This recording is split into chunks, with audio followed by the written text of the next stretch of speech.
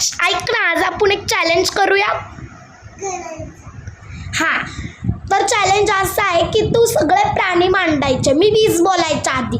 जर तू जिंकलास तर तुला ही खडूपेटी भेटणार. Your time starts now. Tick tick 1, tick tick 2, tick tick 3, tick 4, tick tick 5, tick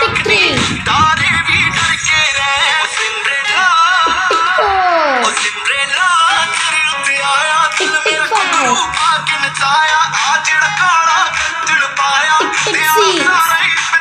tick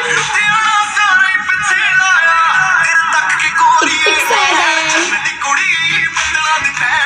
tick 8, tick tick 9. Wow Shivansh, you are complete.